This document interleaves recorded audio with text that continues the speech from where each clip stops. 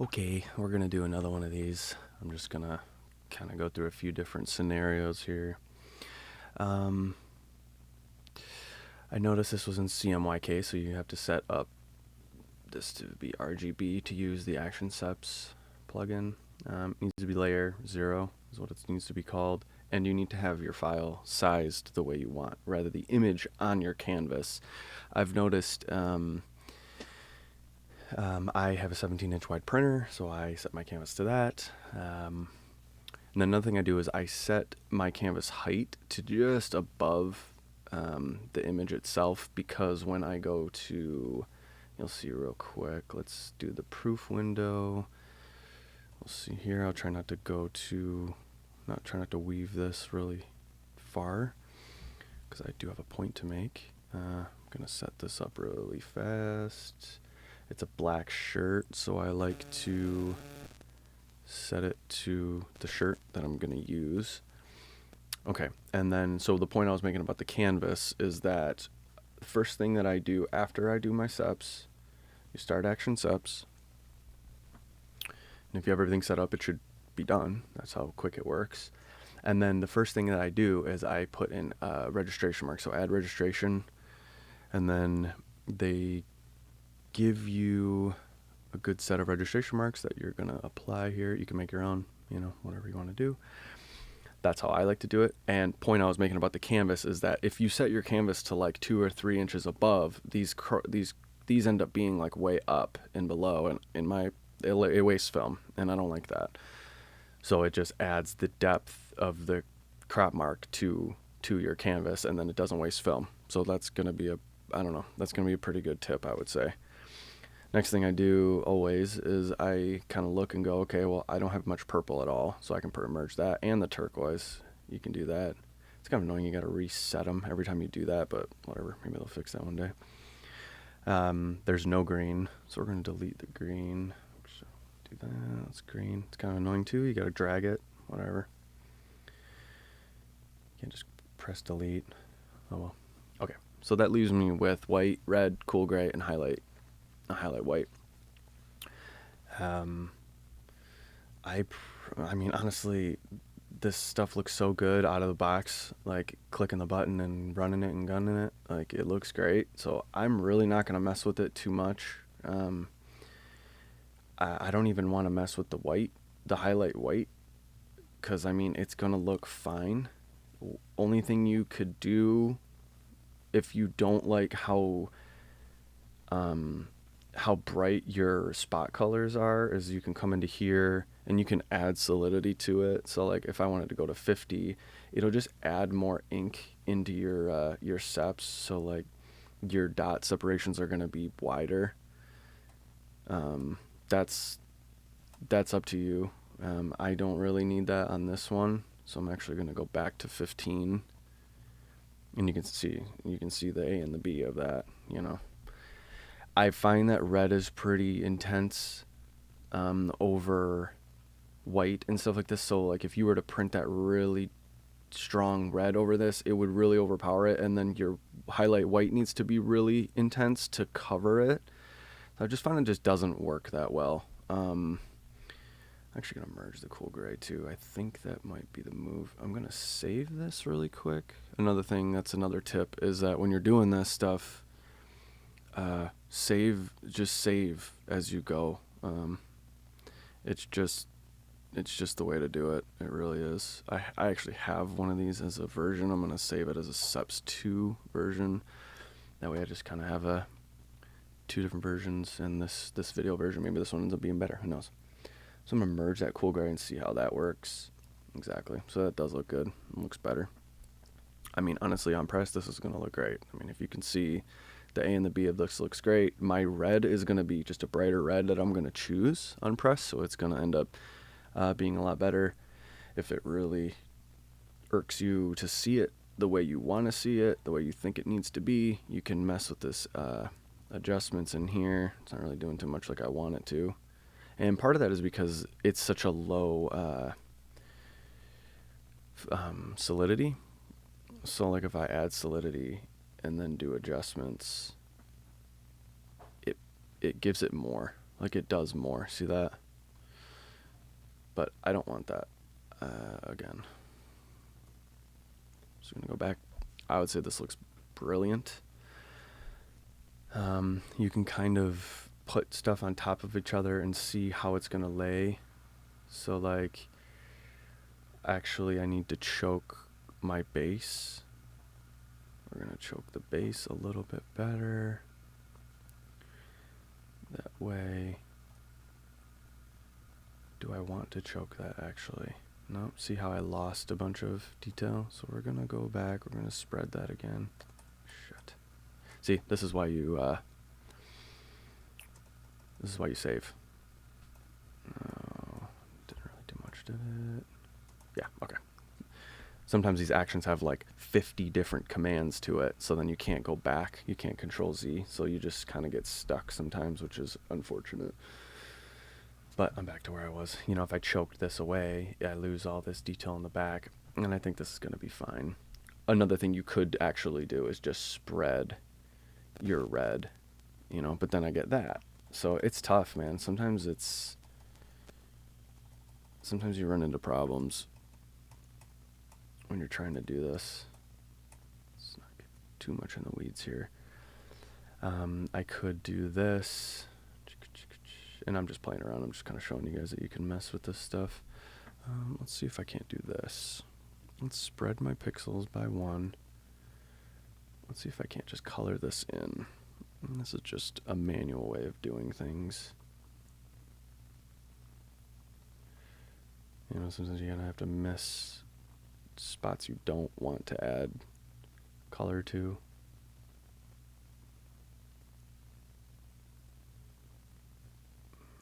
Kind of like this. Oop. Oops.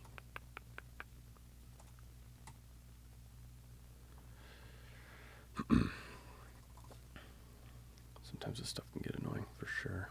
That's why I actually really like this program, because it just cuts out a lot of the other monotonous things that I would have to do before I'd even get to this point, you know, of dialing things in. And I'm not doing a perfect job of this just for the sake of the video, but like you see that, like I had to skip it, otherwise it grabs that and it adds, and I don't want to add to that. Let's see here real quick. I do want to merge the gray. Let's do that. Let's put our red on top. So our red will eat that white just slightly. See that? See how this is our white screen that you can see, and it's just slightly above. So that'll look really good. On press. You know, let's actually reselect, go back into the red, and we are going to add to this as well. I'll probably just get rid of the base on this, to be honest, right here, this text. And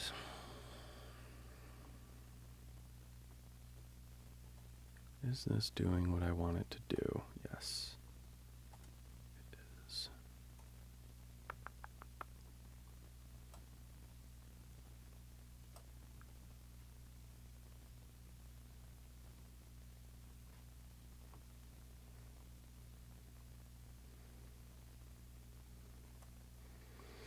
You know, obviously it's like, oh yeah, hit the paint bucket tool and just click it, but like I said before, it'll add to all of this. I'm sure there's a better way, you know, like if I were to click the red, you know, select one. I mean, I suppose I could try to do that right now. Let's just see. Let's go in here. Oh, whoops. Let's get that right. Let's go here. Let's do select here. Let's just try that. Maybe that actually will work. And we're going to go here, and let's just smash it. Cool. It did work. Alright, cool. You know what? Let's do one more thing. Let's spread it. One more pixel. And then let's hit that. And that worked. Cool. Very cool. So that was a kind of a little trick. You can go, if you're having trouble selecting from here, Because right here, if I select everything here, it's selecting these pixels too, because these are pixels, you know. So it's wanting to select all of this layer. It doesn't know that you really just want this. So I guess that's a kind of a cool little thing I'm just figuring out, is that if you go back to your actual image, make sure everything's open here or on, and then you can actually just select, you know, your color. You know, you can come into your menu here, bring it up, and so you guys can actually see it.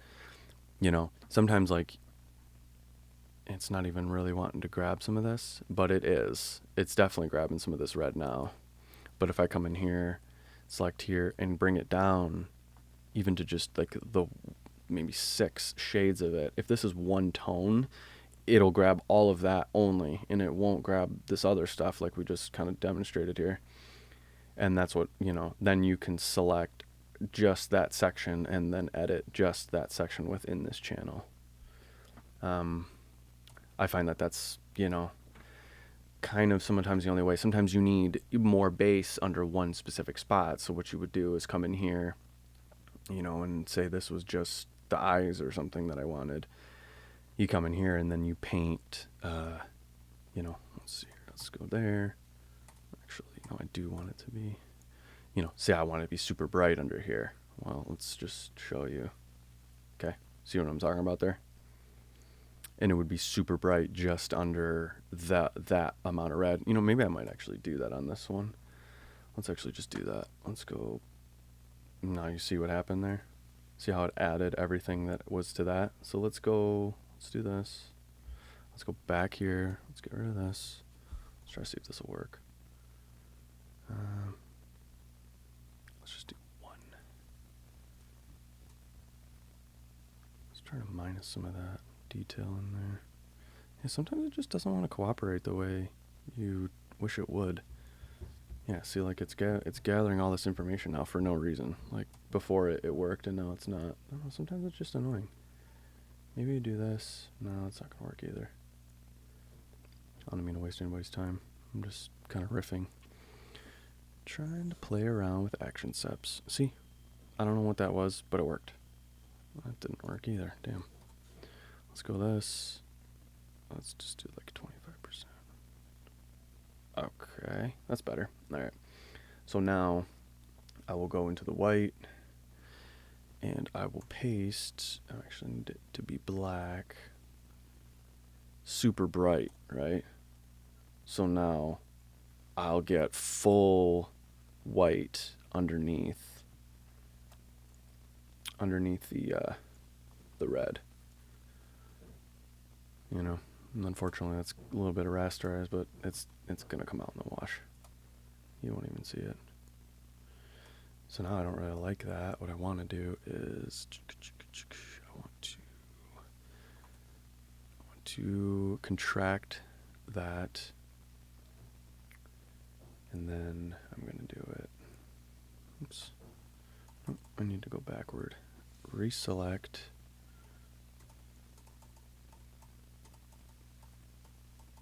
Very annoying. Okay, that was what I wanted. Alright, and then we're gonna go here, contract, and then I am going to do this. Oh, I don't want that either. Whatever, I'm just wasting everybody's time right now. Messing around. Sometimes it just takes time, you know? And it gets quite annoying. You could also increase solidity. Well, I already got 100% there too. Oh well. Let's just boost this up like to 25%. I think that's going to be fine. I think that'll be okay. Yeah, I'm going to run that. What do you think? Pretty good? I think so. Very, very cool. Well, I'm going to save this, and I guess I can show you how I go about printing the films. I don't have a rip software. They're super expensive, and they go out of date with whatever printers and stuff, so I don't mess with them. You can use the bit mapping function in Photoshop, which is what I use. It's not as dialed in, but it works very well. And I think it's just a matter of knowing it to understand what it's doing to be able to, get it to work the way you need it to. You can't really adjust like dot gain and stuff, which is the one thing that RIP does. RIP softwares do. They allow you to, adjust the dots. But so what we're going to do is, I did save this, right? Let's make sure we save. Okay, so I did save. You come in here and action rip, no rip is what that is. It's going to flatten everything. What's going on here? Let's go here. Oh, of course, every time. It's like clockwork. And then I did it again. I'm trying to pull these in so you can see.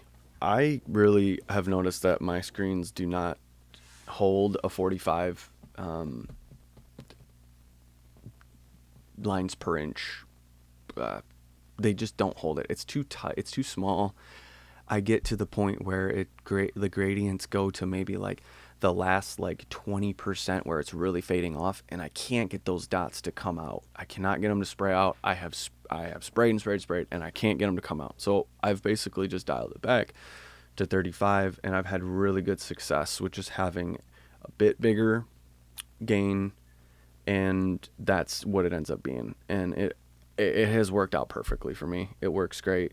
I've had almost no fuss dealing with it at this point. So yeah, that's pretty much what I do. And then I'll print. Let's just go to print. I'll just show you this stuff so you can see the way I do it. I mean, it looks like that, but it's really not that. Let's get me my 4900. None of this probably matters to you, but I'm just showing you my process. I have a 17-inch wide.